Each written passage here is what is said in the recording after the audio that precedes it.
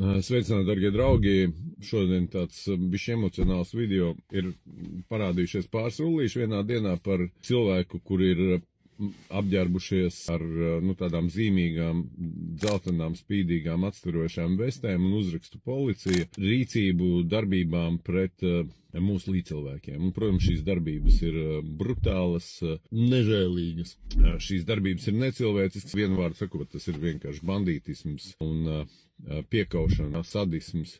Un, protams, tās ir slimi cilvēki, slimas izpausmes. Un šis video ir domāts gan tiem cilvēkiem, kuri šādas darbības veids, kuri domā, ka viņi to drīkst darīt, gan tiem, kuri saskarās ar šo cilvēku darbībā. Un sākšu ar cilvēkiem, kur sevi devē par policistiem. Tātad no tiesiskā viedokļa jūsu šāda rīcība ir pilnīgi un absolūti pretiesiska. Ja kāds no jums domā, ka jūs esat likumīgie pārstāvji, ka šī likumīgā pārstāvniecība jums ir un ka tā ir tiesiska, tad tie ir, piedodiet, jūsu slimības noliegums, jā, tā jums gribētos domāt, ka tas tā ir, tāpēc, ka tas attaisno jūsu rīcību. Patiesībā visas šīs darbības ir pilnīgi pretiesiskas, jo jūsu tiesību tā rīkoties nekad ir akceptējusi Latvijas tauta. Pat jūsu korporācijas Latvijas Republikas jurisdikcijā nav tāda saistoša visiem likuma par policiju, jo Latvijas tauta nekad šādu likumu nav pieņēmusi. Tātad visas jūsu iedomas par to, ka jums ir kaut kādas lielākas tiesības par citiem, ir slimīgi pašaitaisnojami. Es, protams, jūsu atbildību par šīm darbībām nemazina, un šī atbildība visticamāk jums iestāsies, pat ja to neveiks kādi ļoti smagi cietuši no jums cilvēki, visums visas lietas sakārto. Tas ir punkts numur 1. Ja mēs runājam par visām pārējām korporācijas Latvijas Republika oficiālā vietnē Vēstneses LV publiskotajām publikācijām ar nosaukumu likumi, uz kurām jūs mēdzat atsaukties, tad paskaidrošu, ka jūsu kā policijas amatpersonas statusu vai stāvokli vai jūsu atbilstību šim stāvoklim un kas tas vispār tāds ir, spēj paskaidrot neviens, to starp jūs, ja jums šādi jautājumi uzdos. Līdz ar to vienmēr, kad neviena tiesība ir pārkāpta, kad cilvēki nav iejaukušies citu cilvēku tiesiskumā, jebkuras jūsu darbības pret šādu cilvēku ir noziegums. Atceraties to, un es jūs aicinu izvērtēt savu rīcību pie iespējas atvainoties šiem cilvēkiem, kuriem jūs esat nodarījuši pāri, un pacensties nodarīt to ļaunumu izlīdzināt. Tas ir jūsu pašu labā.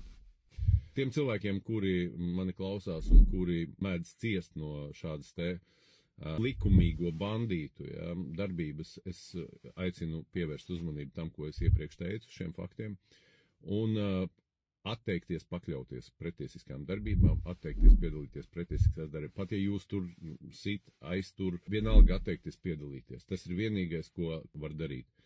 Es aicinu neveikt kaut kādu pretestību, jo tikai tāpēc, ka tas var izdarīt jums lielāku ļaunumu, nekā tad, ja jūs vienkārši nepretosieties. Ja? Jo šie cilvēki tiešām ir slimi, un viņi savā nepieskaitāmībā mēdz būt ļoti nežēlīgi, un var jūs satraumēt. Es to runāju no paša pieredzes. Tad ir vēl trešais punkts, ko es gribētu teikt, ka ne visi tādi ir. Šajās te iestādēs ir cilvēki, kuri to saprot, un cilvēki, kuri nav pazaudējuši savu cilvēcisko būtību, neveic šādas darbības. Tātad ir izņēmumi, bet šie izņēmumi, protams, ir diezgan maz, jo atrasties virces bedrē un nesasmērēties ir teju neiespējami. Un tad beidzamais pastāstīšu, kāpēc viss šitas te notiek. Par tā saucamajiem valsts vadītājiem pēdiņās tiek pieņemti arvien apšaubāmākas kvalitātes vadītāji, un notiek arvien lielākas un arvien publiskākas, sašutumu izraisošākas koruptīvās darbības, kuras visiem ir acīm redzamas, kāpēc tiek iznīcināta cilvēka dabiskā vide, kur ir grūti kontrolēt laukos tieši cilvēks, tad saprotiet, ka runa ir par vēja parkiem, kāpēc tā saucamajiem policistiem, kāpēc viņu vardarbības līmenis pieaug, un patvaļas līmenis pieaug, to pašu var teikt par tā saucamo tiesu sistēmu un tā tālāk, jo Latvijas Republikas korporācijas autori šo sistēmu jauc nost, un to jūs atceraties, ka šī tā saucamā valsts, viņai ir kaut kādi 2-3 gadi palikuši, un tagad ir uzdevums diskreditēt caur šiem tā saucamajiem vadītājiem, vai precīzāk sakot, redzamajiem aktieriem, runājošajiem galvām un viņu padotajiem, ir nolēmts diskreditēt šo te korporāciju kā valsti, to lomu un tēlu, lai paši cilvēki saceltos un lai šeit notiktu kaut kādas asins izliešanas, lai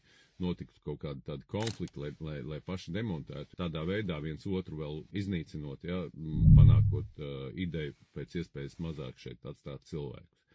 Tas tā ir. Atcerieties manus vārdus, šīs tā saucamās valsts dienas ir skaitītas. Un tie, kas atrodas pie kloķīšiem, caur kuriem var iesūkt nāsīs ne tikai kokaīnu, bet to, par ko šo kokaīnu var nopirkt, tā saucamo naudu, viņi to ļoti labi apzinās, viņi to zina, un viņi tagad grābi un ņem cik var. Savukārt viņu apsardzēji, cilvēkiem vestītēs, viņiem ir atļauts tas, kas agrāk nebija atļauts. Agrāk, es arī esmu formā staigājis, es atceros, kādi mums bija normatīvi, kā mēs drīkstējām, ko mēs nedrīkstējām, un kā vienu laiku, kas policijai arī bija ļoti stingri noteikts, ko drīkst darīt, ko nedrīkst darīt, un bija ļoti stingri ierobežojumi pretiesiskām darbībām. Par to tiešām nesa atbildību vēl tad, kad mani pretiesiski aizturēja pie ēkas ar nosaukumu ministru kabinets, tos abus divus, kas man tur spārdīja, atlaida no darba. Tur bija vēl spēcīgs sankcijas, un šobrīd tas, ko viņi dara, acīm redzot, ir pilnīgs tās nesodāmības moments. Protams, vēlreiz apelēju pie gara dvēseles, jā, šo cilvēku,